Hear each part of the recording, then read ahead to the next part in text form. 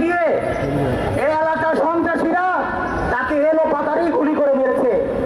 গতকালকে র্যাব কর্তৃক যে দুজন আসামি অ্যারেস্ট হয়েছিল, আমরা ভেবেছিলাম ওই ক্রসফায়ার দিয়ে ফাল দিলে আনাকে করেছে,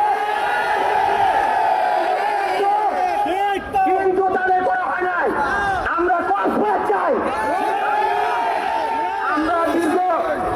আমরা দীর্ঘ 16 বছর আন্দোলন সংগ্রাম করে এখন যখন বাসায় থাকতে এসেছি, আমাদের নেতা কর্মীদেরকে এলো পাথর গুলি করে মারছে।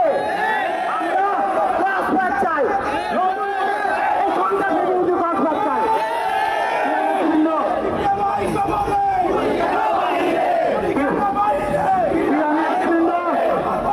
প্রিয় নেতৃবৃন্দ, 2024 সালে আপনারা সবাই অবশ্য অবগত আছেন, গুলশানে একটি বাসায় আমি কিবরিয়া এবং আপনাদের আমাদের মহানগর উত্তর বিএনপির সম্মানিত আহ্বায়ক আমিনুল হক ভাই থাকতাম। সারা রাত আমরা ঘুমাইতাম না, সারা রাত আমরা গল্প করতাম।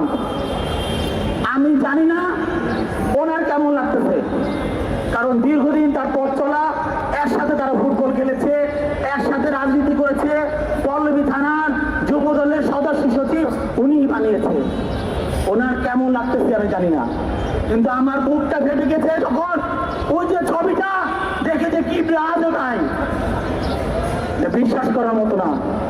সুতরাং কিবরিয়া হত্যাকাণ্ডে যারা জড়িত আছে তাদেরকে আমরা ফাঁসি চাই।